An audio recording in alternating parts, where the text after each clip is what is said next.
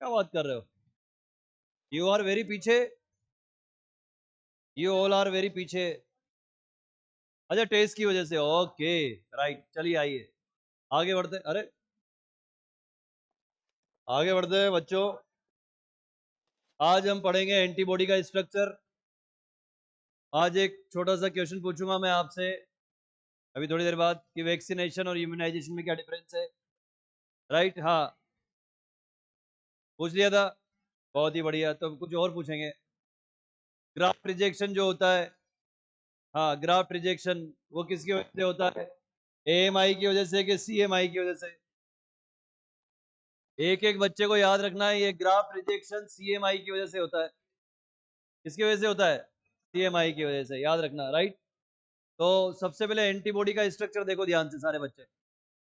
Antibody का structure दिखा रहा हूं मैं यहाँ पे। उससे पहले याद करो वो दिन जब तुमने बायोमोलिक्यूल पढ़ा था, और याद करो बायोमोलिक्यूल में तुमने एक मैक्रोमोलिक्यूल पढ़ा था जिसका नाम है प्रोटीन।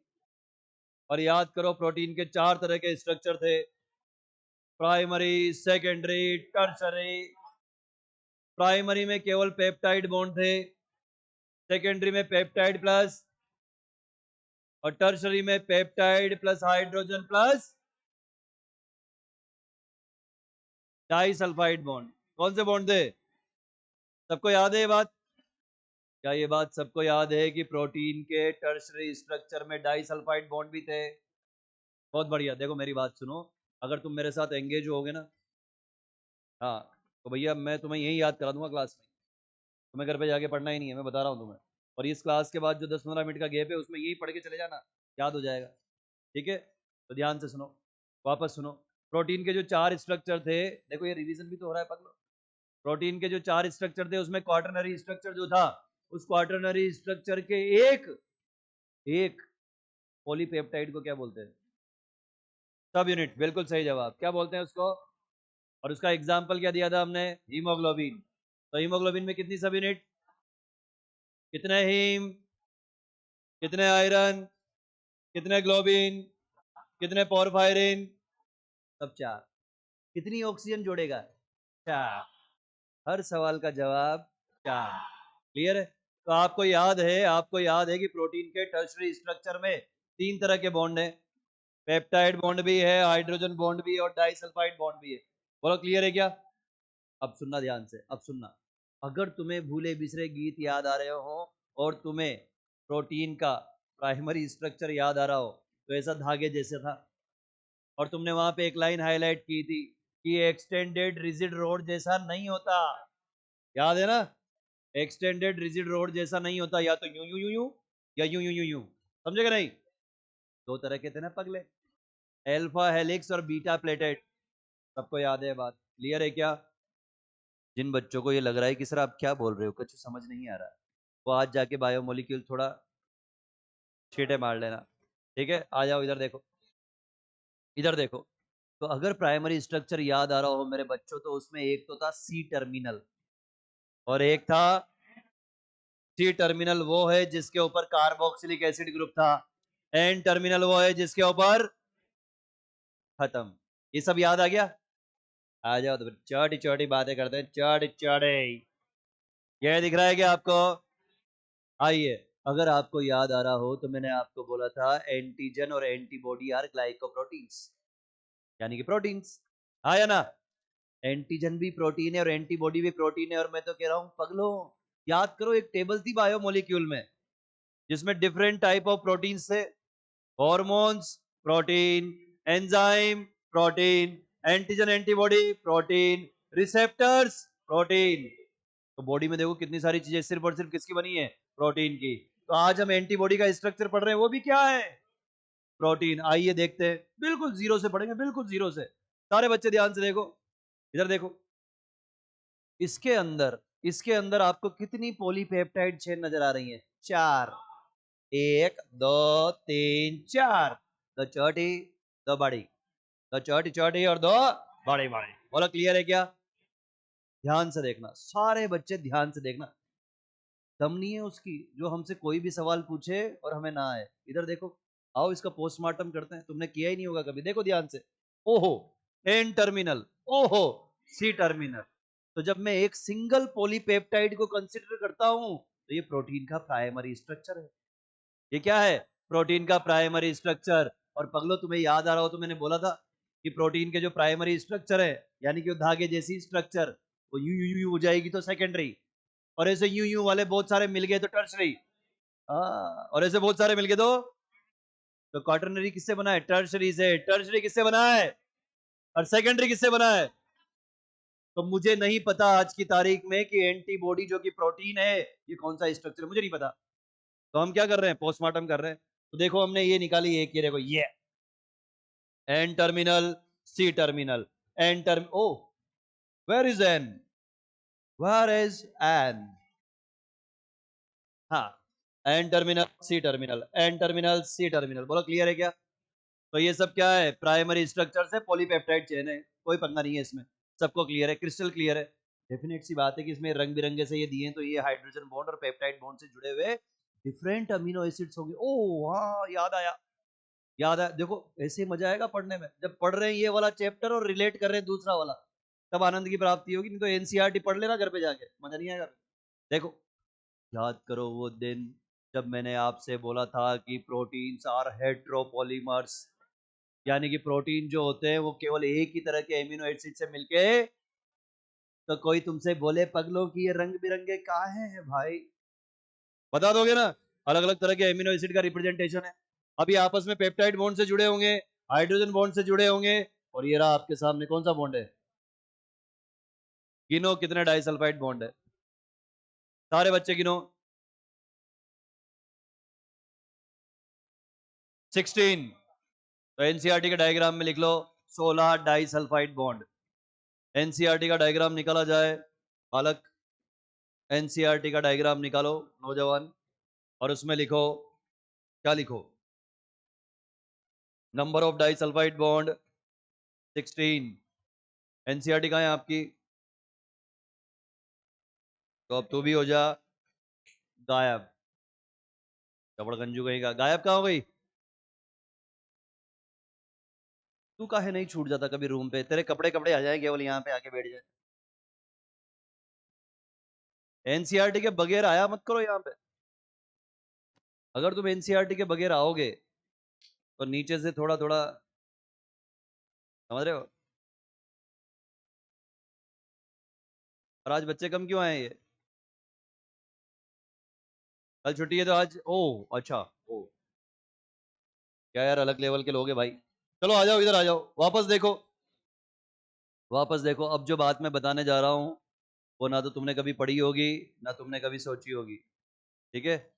ना तुमने कभी पढ़ी होगी ना तुमने सोची होगी। तो सिर्फ इधर देखो, सिर्फ और सिर्फ इधर देखो। अच्छा क्या हाईलाइट करना है? हाईलाइट नहीं करना भाई, लिखना है। क्या लिखना है? डाई सल्फाइड बॉन्ड कितने टोटल? 16। ठीक है, अब देखो इधर, इधर देखो। अब ये जब ये देखो वाई के शेप में बना है एंटीबॉडी का स्ट्रक्चर, किस शेप में बना है? वाई के शेप में। इस वाई के शेप में जो ये एंटीबॉडी का स्ट्रक्चर बना है, इसमें ये वो जगह है, ये वो जगह है जहां पर एंटीजन जुड़ेगा, है ना? मेरी लाइन है, सुनना एक एक लाइन मेरी। ये वो जगह है जहां पर एंटीजन जुड़ेगा, ठीक है? तो वो आपसे पूछेगा, वो आपसे पूछेगा कि एंटीबॉडी की जो पॉलीपेप्टाइड चेन है उसके कौन से टर्मिनल पर एंटीजन जुड़ता है। और वैसे भी लगे आपको कि नहीं सर हम तो भूल जाएंगे, तो एन फॉर एंटीजन और N for N terminal, simple. N terminal, antigen, ये लो, याद हो गया। मतलब ये तो गलत होना ही नहीं है, मतलब अगर ये तुम गलत कर रहे हो तो मेरे पास आ जाना फिर। हाँ गिफ्ट, पटेला, हाँ पटेला, पटेला तोड़ देंगे अपन। चलो बोलो क्लियर है क्या सबको? सबको क्लियर है? अब मैंने क्या बोला कि एंटीजन आके यहाँ जुड़ता है। अब सुनो ध्यान से, क्या तुम्हें याद आ रही है वो कहानी जब हमने बोला था कि वो आई थी? कौन आई थी? प्लाज्मा सेल्स एंटीबॉडी बना के, और जो पैथोजन आया उसके ऊपर फेंक दी थी उसने एंटीबॉडी, याद आ रही है? तो समझो हवा में देखो, ये रहा पैथोजन और पैथोजन की सरफेस पे ये रहे एंटीजन, और ये एंटीजन प्रोटीन है और ये प्रोटीन उसका कवच है, और उस कवच की वजह से उसको फेगोसाइटिक सेल्स आके खा नहीं सकती। ऐसा समझो, ऐसा समझो। तो कौन आई थी यहाँ पे? प्लाज्मा सेल्स क्या बना के आई थी? एंटीबॉडी। यूं करके उसकी एंटीबॉडी उसके मुंह पे फेंकी, ये एंटीबॉडी जाके कहां चिपक गई? एंटीजन पे। ओ, एंटीबॉडी कहां चिपक गई? मैंने अभी क्या लाइन बोली? एंटीजन आके यहां चिपकेगा, तो एंटीजन यहां नहीं चिपकेगा, ये जाके चिपकेगी एंटीजन पे। कहीं से कहीं से कहीं से, आई से आई से आई से। देखो देखो नौजवानों, ध्यान से देखना सारे बच्चे, थोड़ी देर के लिए सारी बातें भुला दो, याद मत करो किसी को भी मेरे सिवा। देखो इधर है, मेरे को भी नहीं करोगे? मुझे भूल ही नहीं पाओगे बेटा, ज्यादा जोर मत लगाओ। हाँ।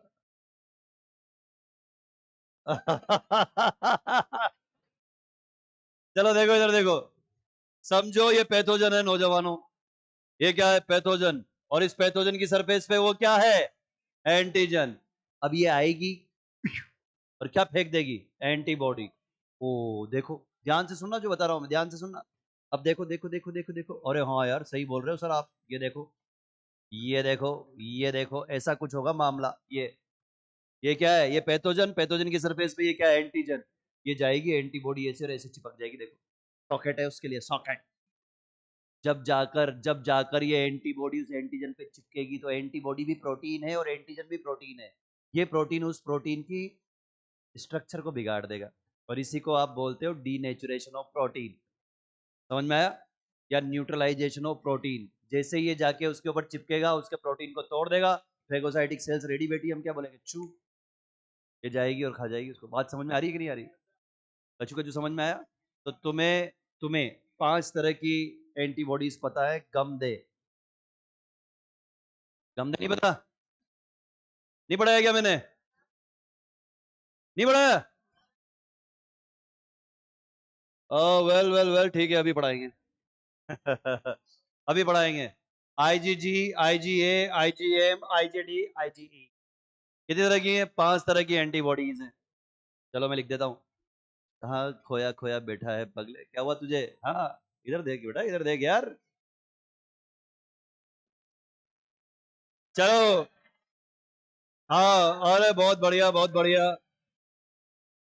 ये देखो, आपसे पूछे कि एंटीबॉडी कितनी तरह की होती है, चपड़ गंजू। हाँ, 5 तरह की। कैसे याद रखोगे? गम दे। भाई सामने वाले से हम उम्मीद तो कर ही नहीं सकते कि वो खुशी दे। मत दे भाई खुशी, मत दे, तू गम ही दे यार, कुछ तो दे। गम दे। ये देखो, गम दे अर्थात IgG, IgA, IgM, IgD. High जीजी। कौन बोल रहा है हाई जीजी? ऐसे नहीं बोलना बेटा, आईजीजी है। देखो इधर देखो, तो ये 5 तरह की क्या है? एंटीबॉडी। अब समझना मेरी बात, अब समझना मेरी बात। अब ये 5 तरह की जब एंटीबॉडी को तुम देखोगे ना, इनके स्ट्रक्चर, तो इनके ऊपर एंटीजन बाइंडिंग साइट है, उसमें भी थोड़ा बहुत डिफरेंस होगा। यानी कि अलग अलग तरह के एंटीजन को अलग अलग तरह की एंटीबॉडी न्यूट्रलाइज करेगी। बात समझ में आ रही है या नहीं आ रही? आई थिंक ये सब समझ में आ गया होगा। अब सब बच्चों वाली बात। अब आओ इधर आओ। Each antibody molecule has 4 peptide chain होती है, और इधर छोटी 2 बड़े। जो स्मॉल है उनको लाइट चेन बोलते हैं, जो लॉन्गर है हैवी चेन बोलते हैं। इनको बोलते हैं हम हैवी चेन। तो इसको रिप्रेजेंट करते हैं हम H2L2। आई बला को, ये देखो H2L2, समझे नहीं? ये इसका रिप्रेजेंटेशन है, 2 हैवी 2 लाइट। कितनी तरह की है? 5 तरह की। चूंकि चूंकि चूंकि, ध्यान से सुनना, ध्यान से सुनना जो बता रहा हूं। ये ब्लड के अंदर मिलेगी एंटीबॉडीज। एंटीबॉडीज कहां मिलेगी? ब्लड के अंदर। और अभी जैसे ही मैं आपको लिम्फोइड ऑर्गन के बारे में पढ़ाऊंगा, वह एनसीईआरटी ने एंटीबॉडी के ब्रैकेट में लिखा है सोल्यूबल मॉलिक्यूल। कितने बच्चों को पता है ये बात कि एनसीईआरटी में लिखा है? वाह, क्या बात है, मजा आ गया। किसी को नहीं पता है ना, इसीलिए बोल रहा हूँ एनसीईआरटी लेके आया करो। और जिस दिन एनसीईआरटी नहीं लाओ, तो इतना रिग्रेट फील होना चाहिए कि बोले मैं जा रहा हूँ वापस। मेरी एनसीईआरटी नहीं आई मेरी, तो मैं भी नहीं आऊंगा। हाँ, मैं रह नहीं सकता एनसीईआरटी के बिना ऐसे। हमारे दिल में अगर कोई होना चाहिए तो उसका नाम है एनसीईआरटी। दिल के करीब 2 ही चीजें होनी चाहिए, या तो थाइमस ग्लैंड या फिर एनसीईआरटी। समझे कि नहीं? बहुत बढ़िया, आइए इधर देखिए। तो भाई साहब, ध्यान से सुनो। एंटीबॉडी को एनसीईआरटी ने लिखा हुआ है ब्रैकेट में, क्या लिखा हुआ है? Soluble molecule. किसमें सोल्यूबल? ब्लड में। बोलो क्लियर है क्या? क्योंकि ये ब्लड में सोल्यूबल है और ब्लड को हम क्या बोलते हैं? ह्यूमर। इसीलिए जो इम्यूनिटी प्रोवाइड होगी उसको हम बोलेंगे ह्यूमोरल इम्यूनिटी। बोलो क्लियर है क्या? तो कोई आपसे पूछे कि ह्यूमोरल इम्यूनिटी सीएमआई देती है या AMI? AMI, AMI, AMI. AMI का मतलब है एंटीबॉडी मीडिएटेड इम्यूनिटी। अभी क्लियर है? यहां तक किसी भी बच्चे को, नौजवान को कोई डाउट है तो पूछो, कोई भी डाउट, एनी डाउट। वैसे पढ़ाई इतना सारा दिया कि कोई डाउट ही नहीं है, सारे क्वेश्चन करा दिए मैंने तुम्हारे। छापो इसका। लिख लिया क्या बच्चों? किस किसने नहीं लिखा हैंड रेस करो। है सबने लिख लिया? Good, that's good. चलिए आइए थोड़ा थोड़ा सा लिख लेते हैं इसके बारे में। ये रहा देखो, गम दे, गम दे, गम दे। IgG, IgA, IgM, IgD, IgE। चलिए देखते हैं इनके इनके बारे में क्या क्या एक एक लाइन इंपॉर्टेंट है जो अभी तक ज्यादा पूछी गई हैं। ये जो है स्मॉलेस्ट हैं, ठीक है। Can cross, can cross placental barrier, placental barrier को यानी कि प्लेसेंटा को क्रॉस कर सकती है। IgA प्रेजेंट या सिक्रीट इन सलाइवा, कोलोस्ट्रम। ओहो हो, अच्छा टीयर्स में भी होती है, गजब। चलो छोड़ो टीयर्स छोड़ो, म्यूकस लिख लो, म्यूकस लिख लो, ज़्यादा इंपॉर्टेंट है। वहां पे थोड़ा सा म्यूकस में होगी और कोलोस्ट्रम में होगी, सलाइवा में होगी। IgM लार्जेस्ट है, ठीक है। यहाँ पे मैं एक अच्छी बात लिख रहा हूँ, नई बात, बढ़िया बात, सुंदर बात। Release first, release first during any infection. किसी भी इन्फेक्शन में सबसे पहले कौन सी एंटीबॉडी प्रकट होगी? ये देखो IgD, ये क्या करेगी? Help in, help in activation of B lymphocyte. B lymphocyte को जगाने में इसका बहुत बड़ा रोल है ना, उसको एक्टिवेट नहीं, एक्टिवेट करने में। हाँ, IG कब रिलीज होगी? ये तो सबको पता है, release during allergy, release during allergy. समझे कि नहीं? अगर कोई व्यक्ति को एलर्जी है, समझो पोलन ग्रेन से, किसी को एलर्जी है धूल से, किसी को एलर्जी है तेज परफ्यूम से, तो छींकेगा, आछू आछी आछी।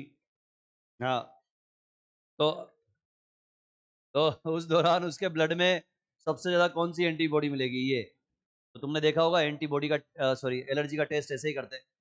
जैसे समझो कोई व्यक्ति सामने बैठा है और उसके अंदर एलर्जी का टेस्ट करना है, आजकल तो बहुत इजीली हो जाता है ना। टेस्ट करना है तो क्या करेंगे? उसको पहला एलर्जन उसके अंदर इंसर्ट करेंगे, कोई छींका छांकी कुछ भी नहीं हुई, थोड़ी देर वेट करेंगे, ब्लड टेस्ट लिया, IgE भी नहीं बढ़ी, फिर 5वें नंबर का जो एलर्जन दिया उससे एकदम IgE बढ़ गई, तो हम क्या बोलेंगे?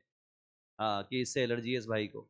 देखो, क्योंकि जरूरी नहीं है कि हर बार एलर्जन की वजह से छींके ही आए, है ना। कुछ एलर्जी तुमने देखा होगा ऐसी भी होती है, इसमें बॉडी पे रेशेज होने लग जाता है, खुजली चलने लग जाती है, ये सब होते हैं, आंखों में स्वेलिंग हो जाती है, होठों पे स्वेलिंग हो जाती है, ठीक है।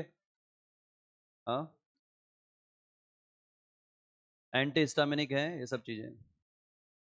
हाँ, वो अलग अलग उससे आता है। लिख लो, इसको लिखोगे क्या? तो लिख लो, ये NCERT के बाहर है, आप चाहें तो लिख सकते हैं, देवी और सज्जनों। हाँ, भूख से एलर्जी, हाँ धूप से भी होती है ना एलर्जी, धूप से भी एलर्जी है। अरे बहुत सारे एलर्जन है पगले, 32 एलर्जन लोगों को सब्जियों से होती है।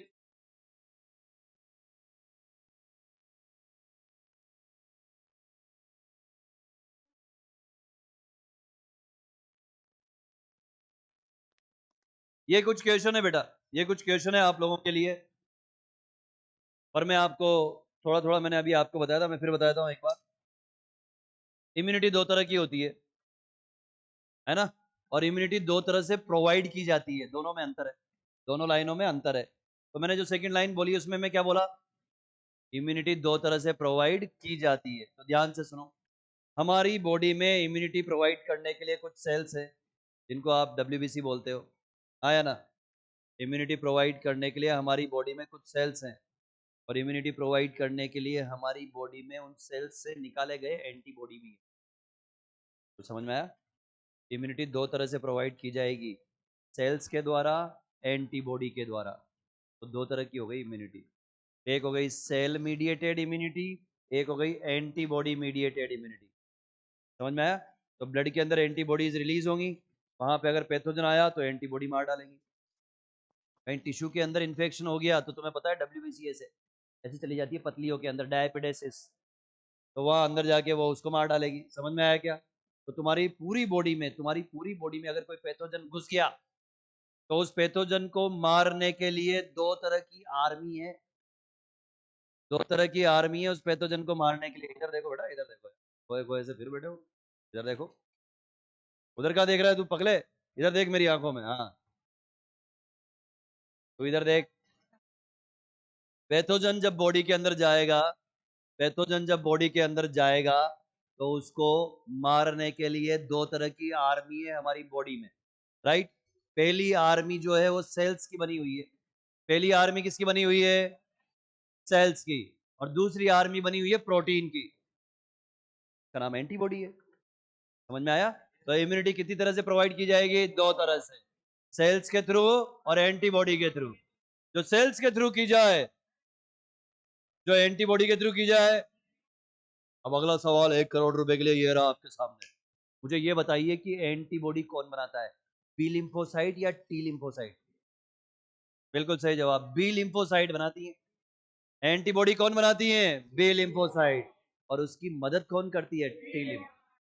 ऐसा एनसीईआरटी ने लिखा है, कि एंटीबॉडी बनाती है बी लिम्फोसाइट और उसकी मदद करती है टी लिम्फोसाइट।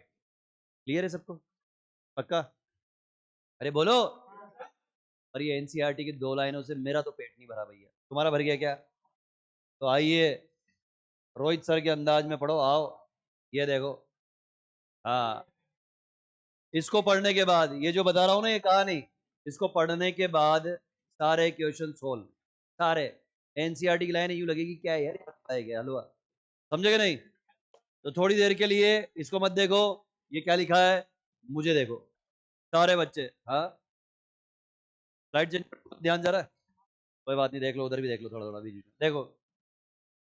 कुल मिला के भैया, अगर आपको याद आ रहा हो तो मैं आपको लेके चल रहा हूँ बॉडी फ्लूइड एंड सर्कुलेशन पे। मैंने आपको बोला था ब्लड फॉर्मेशन के प्रोसेस को क्या बोलते हैं? हीमोपोइसिस। और हीमोपोइसिस कहाँ होता है? बोन मेरो में। कहाँ होता है? बोन मेरो में ब्लड का फॉर्मेशन होता है।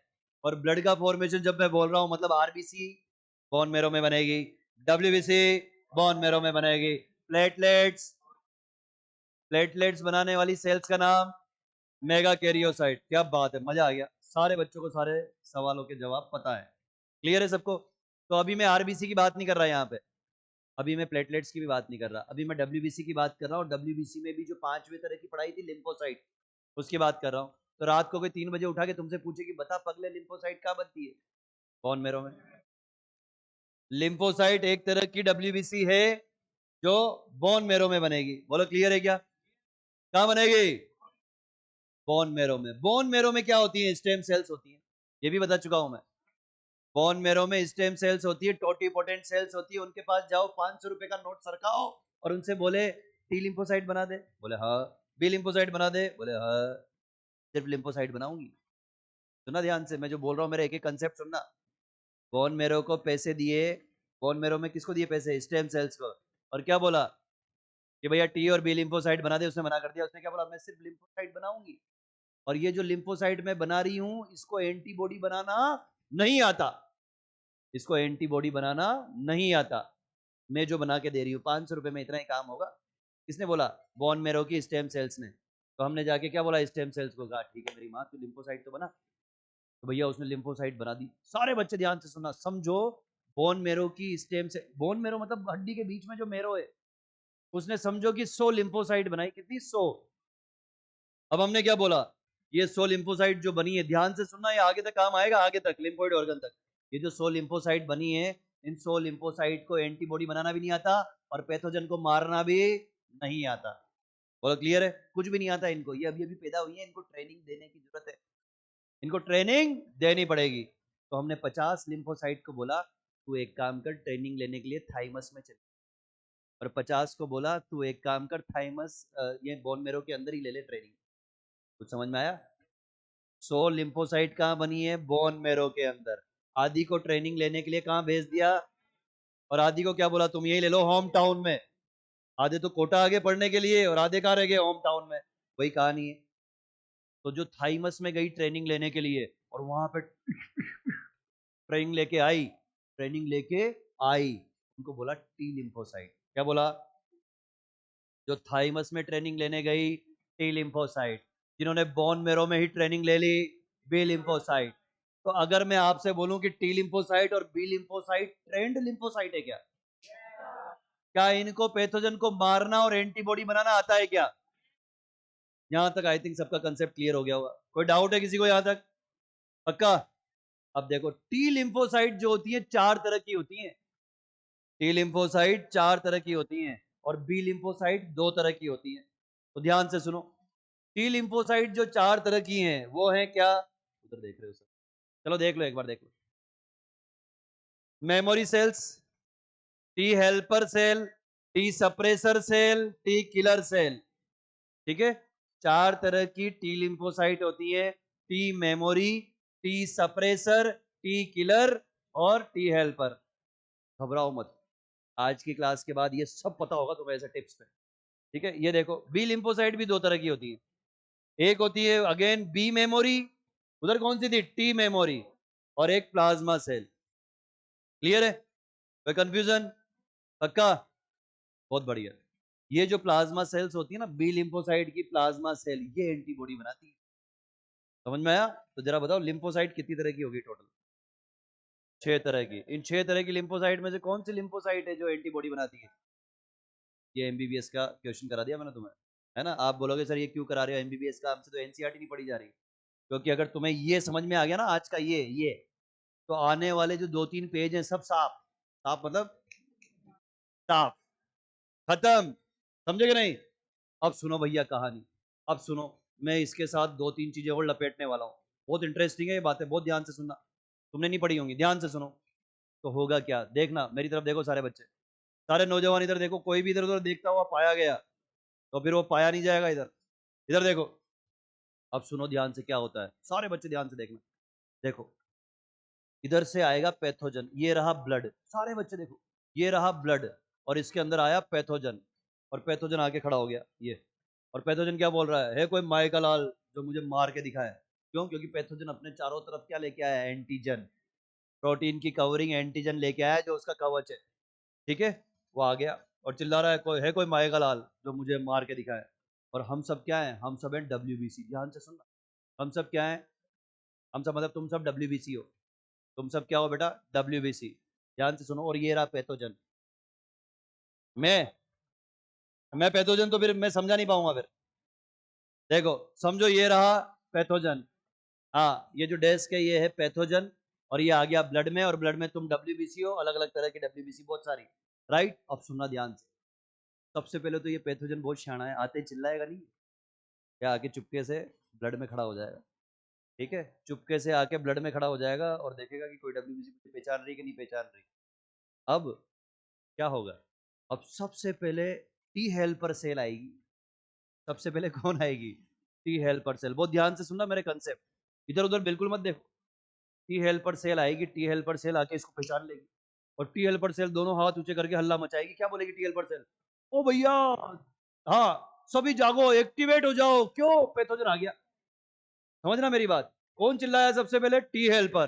दोनों हाथ ऊंचे करके टी हेल्पर चिल्लाए और बोले अरे पागल लोग क्या कर रहे हो, ये देखो पैथोजन आ गया, पीछे खड़ा है। ठीक है? तुरंत ये काम करके टी हेल्पर दोनों हाथ ऊंचे करके चिल्ला रही है, पूरे ब्लड में भाग रही है, और भैया पैथोजन आ गया, पैथोजन आ गया, पैथोजन आ गया। तुरंत दौड़े दौड़े आई मेमोरी सेल्स। ध्यान से सुनो, कौन आई दौड़े दौड़े? Memory cell. और मेमोरी सेल कितनी तरह की हैं?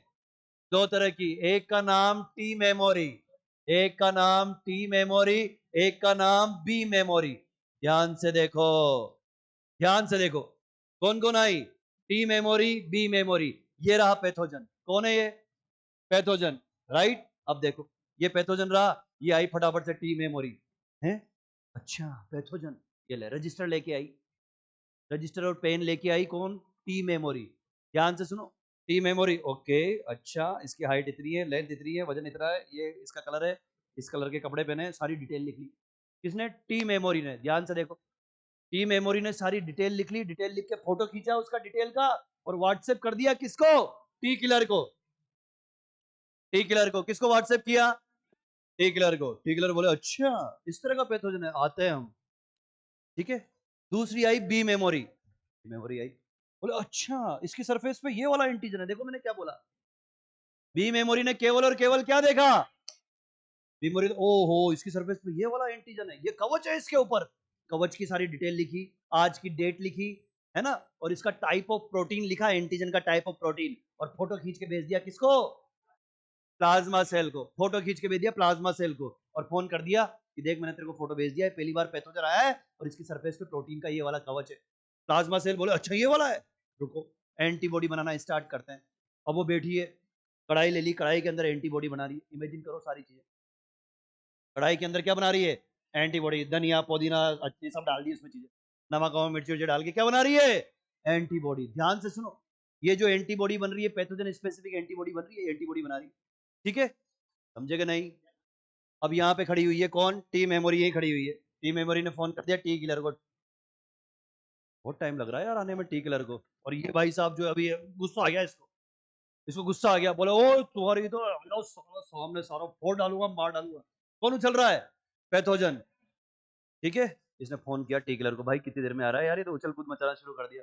बोले रुक मैं टी सप्रेसर को भेज रहा हूँ, बोले रुक मैं टी सप्रेसर को भेज रहा हूँ। टी सप्रेसर आएगा, बोले क्या भैया क्या, ओ दो झापड़ दिए खींच के टी सप्रेसर ने, और क्या बोला, चुपचाप बैठा रहे, चुपचाप बैठा रहे, तेरी स्कैनिंग चल रही है, T memory B memory scanning कर रही है, चुपचाप बैठा रहे, फटाफट। हाँ बोले ठीक है बैठ गया। तो टी सप्रेसर ने क्या किया, उसका एक्टिवेशन कम कर दिया, चुपचाप बिठा दिया उसको, ताकि उसका सारा का सारा ये कार्यक्रम हो सके। बोलो समझ में आया क्या। अब कौन आएगा, अब देखना, अब क्या मजा आएगा, अब देखना। अब आई टी किलर, टी किलर आई, बोले कौन है भैया, ये है। अच्छा कवच है इसके ऊपर, ओके ठीक है कवच है इसके ऊपर।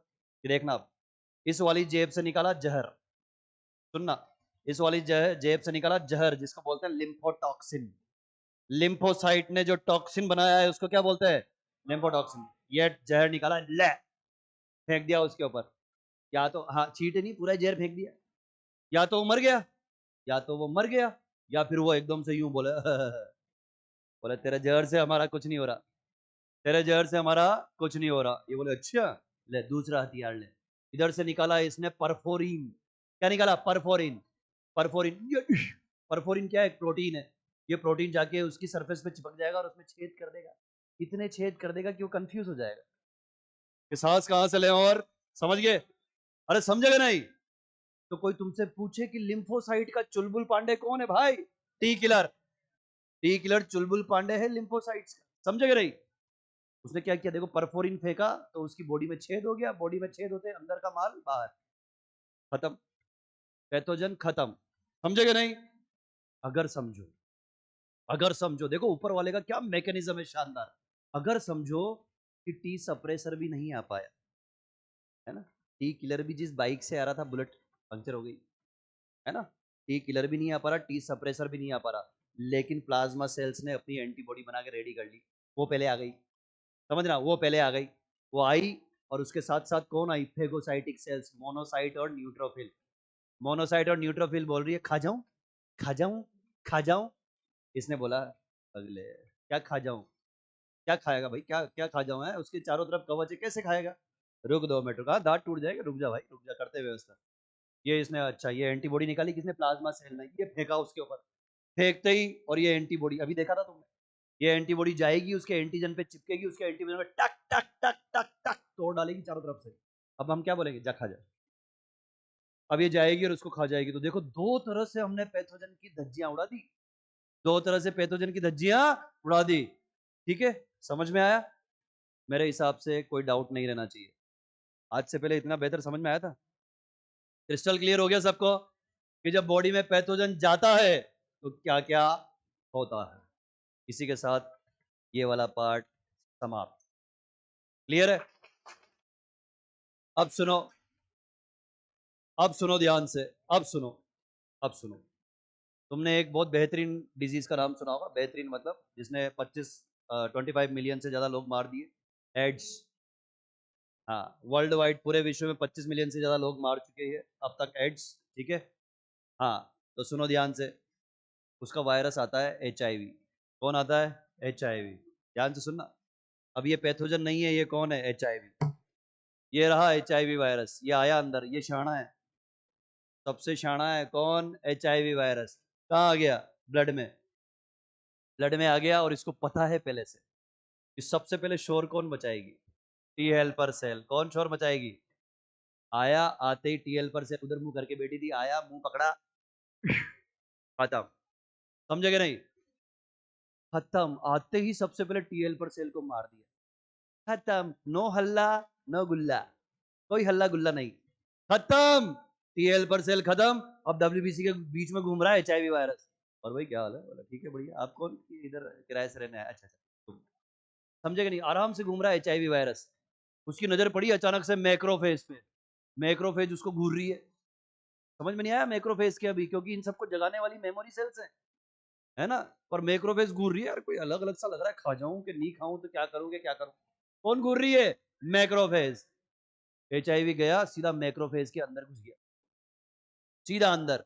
और अंदर जाके मैक्रोफेज की कनपटी पे बंदूक लगा के क्या बोला कि भैया ज्यादा होशियारी नहीं। हाईजेक कर लिया उसने मैक्रोफेज को, कनपटी पे बंदूक लगा के क्या बोला? हमसे ज्यादा होशियारी नहीं। बोले बताइए क्या करना है? कि बच्चे पैदा कर। हाँ, किसके बच्चे की? मेरे बच्चे पैदा करके कैसे करूं? कि मेरा जो वायरल प्रोटीन है वो वायरल प्रोटीन तू बना। मैक्रोफेज जो है, मैक्रोफेज एक सेल है, उस सेल के अंदर DNA है, जीनोम है। हाँ या ना? अरे बोलो। तो उस जीनोम को हाईजेक कर लिया किसने?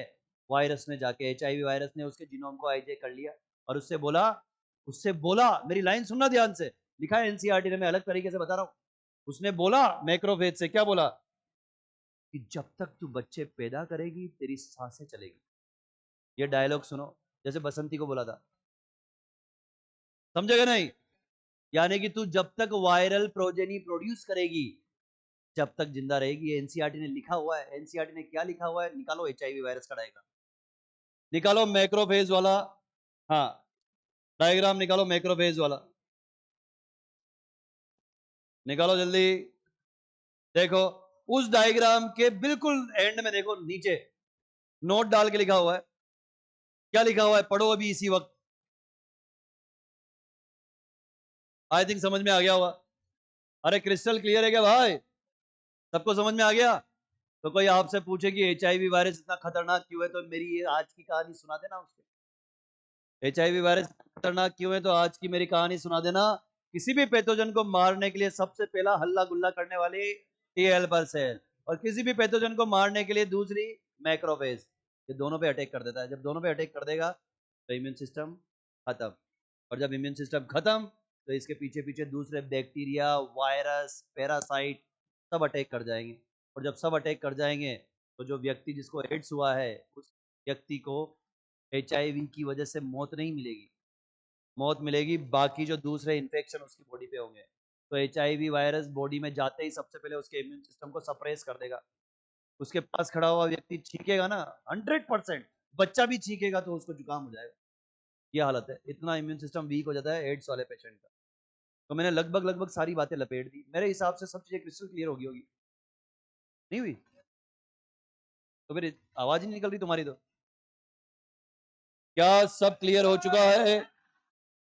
बहुत ही बढ़िया। अब देखो, अब तुम सवालों के जवाब दो। बोले सर क्या पढ़ा रहे हो, रहने दो, छोड़ो, जाने दो। देखो, अब देखो, तो एक तो है MI और एक है CMI। MI का मतलब एंटीबॉडी, एंटीबॉडी मीडिएटेड इम्यूनिटी। देखो, एंटीबॉडी मीडिएटेड इम्यूनिटी। और दूसरी है cell mediated immunity, cell mediated immunity. देखो, बोलो क्लियर है क्या? देखो ध्यान से सारे बच्चे, और बहुत आराम से जवाब देना, बहुत आराम से। कोई NCERT नहीं देखेगा आप थोड़ी देर के लिए, बहुत आराम से जवाब देना। पहली वाली जो एंटीबॉडी मीडिएटेड इम्यूनिटी है, वो कौन देगा? आराम से जवाब देना। बी लिम्फोसाइट या टी लिम्फोसाइट? क्यों? क्योंकि एंटीबॉडी कौन बनाता है? B lymphocyte. तो ये based on B lymphocyte, based on B lymphocyte, ठीक है। सेल मीडिएटेड इम्यूनिटी कौन सी सेल्स देंगी? T cells. टी सेल्स कितनी तरह की थी? 4। तो क्या लिख दूं यहाँ पे? T lymphocyte. क्या लिख दूंगा यहाँ पे? T lymphocyte. ये अच्छे से देखो एक बार, सारे बच्चे ध्यान से देखो। दो तरह से इम्यूनिटी प्रोड्यूस की जाती है, देखो। एएमआई कौन प्रोड्यूस करेगा? B lymphocyte. सीएमआई कौन करेगा? ठीक है। कुछ बच्चे, कुछ नौजवान जो अभी भी खोए खोए बैठे हैं किसी के ख्यालों में, ये उनके लिए, अगर याद ना रहे तो। ए बी सी टी, मतलब ए बी सी डी नहीं है, क्या है? ए बी सी टी, ऐसे लिख लेना कहीं पे ताकि तुम लोगों को याद रहे। A B C T. M I B lymphocyte, C M I T lymphocyte. ये देख, बोलने की जरूरत है क्या? आओ अभी बढ़ते जाओ आगे, सब पता लगेगा। सट सट सट। ये देखो इधर, अब आता है ग्राफ्ट रिजेक्शन। तो भाई साहब, जब इम्यून सिस्टम की बात कर रहे हैं तो दो बातें जरूर करनी पड़ेगी। एक का नाम इम्यूनिटी और एक का नाम ऑटो इम्यूनिटी। इम्यूनिटी का मतलब क्या है? इम्यूनिटी का मतलब ये है कि हमारा हमारा इम्यून सिस्टम, हमारे इम्यून सिस्टम की जो डब्ल्यूबीसी है वो अपने और पराये को पहचानती है। हमारे यहाँ जो इम्यून सिस्टम है उसके अंदर डब्ल्यूबीसीज हैं। वो जो डब्ल्यूबीसी है वो अपने पराये को पहचानती है। नींद आएगी, हाथ हटा दे पगले। हाँ, एकदम ऐसे बैठो। नींद आ रही है क्या? लोरी सुना रहे हो मैं पापा? चपड़ गंजू कहेंगे, इधर देखो सब। तो भैया, भैया सुनिए ध्यान से, ध्यान से सुनिए। ऑटो इम्यूनिटी का मतलब ये है, ऑटो इम्यूनिटी का मतलब ये है जब हमारे इम्यून सिस्टम की सेल्स ये भूल जाए कि कौन अपना और कौन पराया, तो फिर क्या होगा? ऑटो इम्यूनिटी डेवलप हो जाएगी। हमारे इम्यून सिस्टम की सेल्स हमारी सेल्स को मारने लग जाएगी। बोलो क्लियर है क्या? इसको बोलते हैं ऑटो इम्यूनिटी, राइट। अब सुनना ध्यान से। अगर किसी व्यक्ति के अंदर, समझो जैसे कोई पर्सन ए है, पर्सन बी है। पर्सन ए के अंदर लीवर खराब होने लग गया, तो हमें क्या करना पड़ेगा? पर्सन बी से लीवर उधार लेना है। ये जो पर्सन बी है ना, ये इससे क्लोजली रिलेटिव होना चाहिए। ब्लड ग्रुप भी मैच करे, टिश्यू मैचिंग भी हो, ये सारी चीजें होनी चाहिए, है ना। टिश्यू मैचिंग भी जरूरी है, ध्यान रखना। एक छोटा सा एग्जांपल सुनो। तुम में से अगर कोई व्यक्ति कभी ब्लड लेने गया हो, अगर ब्लड बैंक, तो जैसे समझो पेशेंट है ना। इस पेशेंट का ब्लड ग्रुप है बी पॉजिटिव। हम सीधे जाएंगे वहां पे ऐसे ब्लड बैंक में और जाके बोलेंगे भैया बी पॉजिटिव दे दो 1 किलो, मतलब 1 लीटर दे दो, 2 लीटर दे दो। ऐसे बोलते हैं क्या? नहीं बोलते ऐसे। यूनिट में बोलते हैं हम। कैसे बात करते हैं? यूनिट में, कि भैया इतने यूनिट ब्लड की जरूरत है, ये वाला दे दो बी पॉजिटिव। वो भगा देगा ब्लड बैंक वाला। वो क्या बोलेगा? पहले पेशेंट के ब्लड का सैंपल लेके आओ। तो पहले डॉक्टर जो है ना, पेशेंट के ब्लड का सैंपल देगा। अब चूंकि उसका बी पॉजिटिव है और इधर थैली में भी बी पॉजिटिव है, फिर भी सैंपल क्यों लेके आए? टिश्यू कंपेटिबिलिटी को चेक करने के लिए, क्योंकि टिश्यू तो है ब्लड, होल्स कनेक्टिव टिश्यू। याद आ रहा है ना। तो उधर से ये इसके ब्लड का थोड़ा सा ड्रॉप लेगा, इधर उसके अंदर जो भरा है उसका ड्रॉप लेगा, दोनों की कंपेटिबिलिटी को चेक करेगा टेस्ट ट्यूब में रख के। अगर दोनों कंपेटिबल हैं और कोई रिएक्शन नहीं हो रही, तो ये थैली पकड़ा देगा उसको। तो जब भी ऑर्गन ट्रांसप्लांट करेंगे किसी के अंदर, जब भी किसी के अंदर ऑर्गन ट्रांसप्लांट करेंगे, तो बताओ केवल ब्लड मैचिंग करोगे क्या? टिश्यू मैचिंग भी कंपलसरी है। बोलो क्लियर है क्या? अगर हमने ये नहीं किया तो सारी सेल्स आ जाएंगी। क्या होगा? सारी सेल्स आ जाएंगी और सेल्स आके अटैक कर देंगी उस फॉरेन टुकड़े पे। जैसे एक व्यक्ति के अंदर लीवर खराब हो रहा है, तो हमने दूसरे व्यक्ति का लीवर का टुकड़ा उसके अंदर लगाया। जब दूसरे व्यक्ति का लीवर का टुकड़ा लगाया, भले ही दोनों का ब्लड ग्रुप सेम है, कान खोल के सुनो क्या बोल रहा हूँ, दोनों का ब्लड ग्रुप भले ही सेम है, पर टिश्यू के अंदर भी क्या होना चाहिए? कंपेटिबिलिटी होनी चाहिए। तो इसके टिश्यू का टुकड़ा जब मैंने इसके अंदर लगाया, तो क्या होगा? इसका इम्यून सिस्टम जाग जाएगा और वहां से सेल्स को भेज देगा। एंटीबॉडी को नहीं भेजेगा, किसको भेजेगा? सेल्स को। सेल्स को भेजेगा। सेल्स जाके बोलेंगे ये तो हमारा है ही नहीं, ये तो हमारा है ही नहीं। उसके ऊपर अटैक कर देगी, लीवर के उस टुकड़े के ऊपर अटैक कर देगी। वो खराब हो जाएगा, इन्फेक्शन हो जाएगा, बहुत रायता फैल जाएगा। इसको क्या बोलते हैं हम? इसको बोलते हैं ग्राफ्ट रिजेक्शन। क्या बोलते हैं? Graft rejection. लीवर के उस टुकड़े को क्या बोला? ग्राफ्ट। समझ में आया? लीवर के उस टुकड़े को हमने बोला ग्राफ्ट, और ग्राफ्ट का हमने क्या किया? इम्प्लांटेशन या ट्रांसप्लांटेशन। क्या किया? ट्रांसप्लांटेशन। जो ग्राफ्ट हमने डाला, अगर उसको मारने के लिए उस रेसिपिएंट की सेल्स आ जाए, तो इसको हम क्या बोलेंगे? Graft rejection. तो क्या करते हैं? तो ये करते हैं, सुनना ध्यान से, तो क्या करते हैं? जो व्यक्ति रिसीवर है, जो रेसिपिएंट है, जिसके अंदर हमें लीवर का टुकड़ा लगाना है, उसको कुछ दिनों के लिए इम्यूनोसप्रेसेंट दे देते हैं, उसको इंजेक्शन लगा देते हैं, जिससे उसकी इम्यूनिटी थोड़ी सी डाउन हो जाती है, उसको बिल्कुल आइसोलेट करके रखते हैं, है ना, बहुत ज्यादा लोगों को आने जाने नहीं देते। और तुम्हें पता है, मैं एंडोक्राइन सिस्टम पढ़ा चुका हूँ, पूरे एंडोक्राइन सिस्टम में एक ही हार्मोन था जिसको तुमने बोला था इम्यूनोसप्रेसेंट, कॉर्टिसोल। तो कॉर्टिसोल का इंजेक्शन ठोक देते हैं, ठीक है, उसकी वजह से क्या होगा, वो थोड़ा सा इम्यून कॉम्प्रोमाइज हो जाएगा, उसकी टी सेल्स जो जारी होंगी, टी सेल्स जो वहाँ पे जारी होगी, उसको मना करने के लिए वो बोलेगी अरे कल चलेगा, कल चलेगा, नींद आ रही है, इम्यूनोसप्रेसेंट दे दिया, समझ में आया। और थोड़े दिन में सबकी दोस्ती हो जाएगी, अरे बोले ठीक है यार, 1 महीने से रह रहा है, कोई बात नहीं, अपना ही है, समझ में आया। देखो कितनी गजब की मैकेनिज्म है। बहुत दिनों तक अगर कोई टुकड़ा रह जाए किसी ऑर्गन का, और एडजस्ट कर लेती है बॉडी उसको, बॉडी उसको एडजस्ट कर लेती है। समझ में आ रही है कि नहीं आ रही है, सबको क्लियर है। तो ये रहा है अगला सवाल आपके लिए 1 करोड़ रुपए के लिए। मुझे ये बताइए, ग्राफ्ट रिजेक्शन किसके ऊपर बेस्ड है, AMI या CMI? एक एक बच्चे को याद होना चाहिए, वो जो तुमने ऑर्गन ट्रांसप्लांट किया है उसको खत्म करने के लिए एंटीबॉडी जाएगी या सेल्स? सेल जाएगी। तो ये क्या है, बेस्ड ऑन CMI। याद रखना बेटा, भूल ना जाना, बेस्ड ऑन CMI। हाईलाइट करो एनसीईआरटी में, एनसीईआरटी में हाईलाइट करो, based on CMI, based on CMI।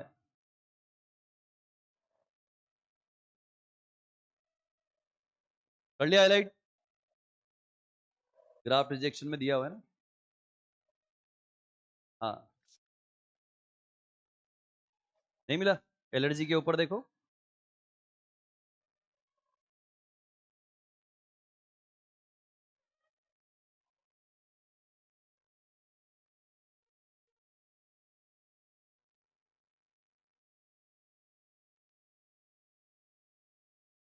कौन सा लास्ट है भाई।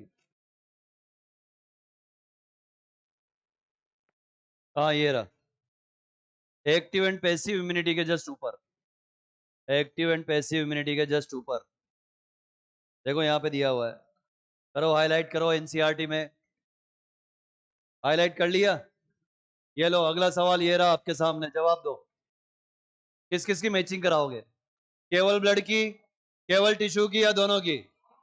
बहुत बढ़िया, blood and tissue matching required है बिफोर अंडरटेकिंग एनी ग्राफ्ट और transplant, blood and tissue matching necessary, या टिश्यू मैचिंग रिक्वायर्ड।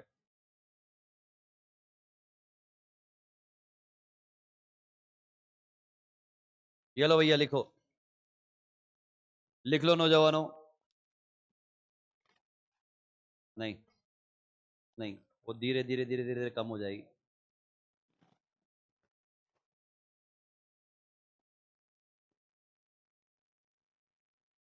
नहीं नहीं, टुकड़ा होता है, रीजनरेट हो जाता है, उसमें रीजनरेशन होता है।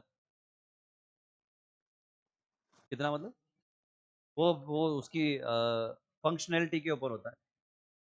जैसे सामने जिसका हम लीवर ले रहे हैं, उसकी एज क्या है, उसको प्रीवियस बीमारी तो नहीं है, उसको थायराइड की प्रॉब्लम तो नहीं है, ब्लड प्रेशर की प्रॉब्लम तो नहीं है, ये सारी चीज़ें देखनी होती है। हाँ, सिचुएशनल होता है बेटा वो। हाँ बेटा, मैं बहुत फ्रिक्वेंट ब्लड डोनर रहा हूँ अपने कॉलेज टाइम पे। जब जयपुर में था मैं, तो कहीं पर भी किसी को भी ब्लड की जरूरत पड़ती थी तो मैं तुरंत पहुंचता था, अगले कहीं के। हाँ ठीक है, बता रहा हूँ, अभी रुको, बता रहा हूँ, आ जाओ इधर देखो। अरे सुनो तो सही पगलो, अभी हमने जो कुछ पढ़ा है पहले उसको रिलेट कर लो, फटाफट फटाफट, तुम खुद ही आंसर दे दोगे, मैं नहीं बोल रहा कुछ भी, एनसीईआरटी मत देखना, तुम ही आंसर दोगे, सब पढ़ा दिया मैंने, ध्यान से देखो। एक्टिव इम्यूनिटी और पैसिव इम्यूनिटी क्या होती है, एक एक लाइन में खत्म कर रहा हूँ। एक्टिव इम्यूनिटी का मतलब है जब इम्यूनिटी को अचीव करने के लिए बॉडी को मेहनत करनी पड़े, तो यह है एक्टिव इम्यूनिटी। पैसिव इम्यूनिटी का मतलब बनी बनाई इम्यूनिटी दे दो उसको, समझे कि नहीं। तो मैं आपसे पूछता हूं कि एक्टिव और पैसिव इम्यूनिटी में से कौन सी इम्यूनिटी नेचुरल इन्फेक्शन के दौरान आएगी? एक्टिव। क्यों? क्योंकि नेचुरल इन्फेक्शन में बॉडी के अंदर पैथोजन जाएगा, और पैथोजन को मारने के लिए एंटीबॉडी बनानी पड़ेगी, यानी बॉडी को काम करना पड़ेगा। मैं आपसे पूछता हूं कि जब वैक्सीनेशन करते हैं तब कौन सी इम्यूनिटी है? Active immunity. कौन सी है? एक्टिव। क्यों? क्योंकि वैक्सीनेशन में जो वैक्सीन अंदर डालते हैं, वो वैक्सीन 3 तरह से बनाते हैं। सारे बच्चे ध्यान से सुनो, सारे बच्चे ध्यान से सुनो। वैक्सीन 3 तरीके से बनता है, मैं बहुत शानदार बातें बोलूंगा अभी आपसे, है ना, ये सब पढ़ेंगे अभी। वैक्सीन 3 तरीके से बनता है, सब बच्चे इधर देखेंगे, इधर। पहला, आप क्या करो, बैक्टीरिया को लो, उस बैक्टीरिया को मार डालो, मार के उसका सॉल्यूशन बनाओ और वैक्सीन समझ के लगा दो। समझ में आया? पहला वैक्सीन कैसे बनाया, बैक्टीरिया को मार के। दूसरा, दूसरा वैक्सीन, बैक्टीरिया को लो और उसको इनएक्टिवेट कर दो, बैक्टीरिया को लो और उसको इनएक्टिवेट कर दो, जिसकी वजह से बैक्टीरिया के अंदर पैथोजेनिसिटी है, वो वाला पार्ट हटा दो। तो बैक्टीरिया तो जिंदा है लेकिन अब वो पैथोजन नहीं है, समझना मेरी बात। हाँ, जहर निकाल दिया उसका, बिल्कुल सीधी बात है। तो ये दूसरा वाला वैक्सीन है। तीसरा सवाल पूछूंगा मैं आपसे, ध्यान से सुनना। तीसरा, मैंने बैक्टीरिया को लिया और बैक्टीरिया के अंदर वो जो जहर बनाने वाला प्रोटीन है उसको निकाल लिया और उससे वैक्सीन बना दिया। समझ में आया? तो कितनी तरह का वैक्सीन बनाया हमने, 3 तरह का। पहला, बैक्टीरिया को मार के, दूसरा बैक्टीरिया को इनएक्टिवेट करके, और तीसरा बैक्टीरिया बैक्टीरिया के जो सरफेस पे एंटीजन है उसको निकाल के। बताओ तीनों में से टाइम टेकिंग कौन है? तीसरा वाला। सबसे ज्यादा टाइम किस में लगेगा, तीसरे वाले में। जरा बताओ सबसे महंगा वैक्सीन भी कौन सा बनेगा? बोलो, क्लियर है क्या? अगला सवाल, जरा बताओ तीनों में से सबसे सेफ कौन सा है? तीसरा वाला। बोलो, क्लियर है? आई थिंक सबको कंसेप्ट क्लियर हो गए होंगे। क्लियर है सबको? आइए। तो एक्टिव इम्यूनिटी का मतलब क्या है, जब बॉडी को काम करना पड़े। और कब कब होगा ये काम? During natural infection, during natural infection, या फिर ड्यूरिंग वैक्सीनेशन और इम्यूनाइजेशन। ड्यूरिंग वैक्सीनेशन और इम्यूनाइजेशन। देखो यहां तक सारे बच्चे मेरी बात से सहमत होंगे शायद, ठीक है। जब एक्टिव इम्यूनिटी डेवलप होगी तो जरा बताओ इसमें टाइम लगेगा क्या, ये स्लो होगी क्या? इधर आ जाओ। पैसिव इम्यूनिटी में क्या करोगे, बनी बनाई एंटीबॉडी दे दो। और ये कब देनी पड़ती है आपको, इमरजेंसी कंडीशन में। सांप ने काट लिया तब देनी है। टेटनस, एटीएस, एटीएस का मतलब होता है एंटी टेटनस सीरम, है ना। टेटनस का किसी को टीका लगा देना, टेटवेक बोलते हैं उसको, नहीं पता? टेटनस का जो टीका लगता है उसका नाम है भैया टेटवेक। देखो, और टेटवेक का पोस्टमार्टम कर रहा हूं मैं, संधि विच्छेद कर रहा हूं, ध्यान से देखो। टेट वेक में टेट का मतलब है टेटनस और वेक का मतलब है वैक्सीन। देखो, और उस वैक्सीन में क्या दोगे, बनी बनाई एंटीबॉडी। तो जरा बताओ, ये जो टीका है, ये जो टीका है एक्टिव इम्यूनिटी देगा या पैसिव? पैसिव। देखो क्लियर है सबको? अरे बोलो। एग्जाम्पल, कोलोस्ट्रम में ऐसा क्या है जो पैसिव इम्यूनिटी देता है? आईजीए। इसका जवाब दो, सारे बच्चे देख के जवाब दो। आईजीजी, ये देखो, आईजीजी। तो माँ जो बच्चे को दूध पिला रही है, बताओ कौन सी इम्यूनिटी दे रही है, पैसिव। प्लेसेंटा से जो जाएगी, पैसिव। ये सब किसके एग्जाम्पल हैं, पैसिव के। आगे देखो, आगे देखो नौजवान, ये खत्म है बस, आगे देखो। वैक्सीनेशन एंड इम्यूनाइजेशन, इस पहली लाइन का जवाब दो कि वैक्सीनेशन और इम्यूनाइजेशन किसके ऊपर बेस्ड है? बिल्कुल सही जवाब। किसके ऊपर बेस्ड है, मेमोरी के ऊपर। कैसे कैसे कैसे?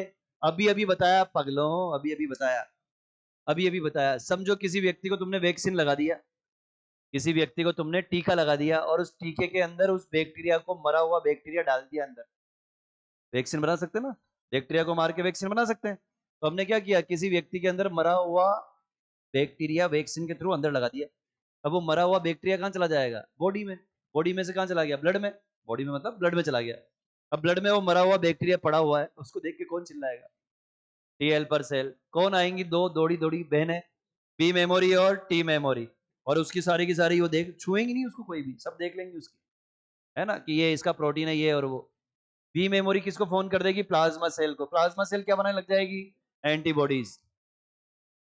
उधर से दौड़ी दौड़ी आएंगे टी किलर, और टी किलर आके ये गन वन निकाल लेगी, अपनी परफोरिन निकाल लेगी, बोले इसको अभी मार डालते हैं। बोले ए भैया, ए उठ उठ रहे भाई, तो पहले से मरा हुआ है यार, तुम कैसे पागल हो। डांटा उसने, किसको डांटा, बी मेमोरी और टी मेमोरी। कैसे पागल हो, तुम्हें पता नहीं चलता कि मरा हुआ है?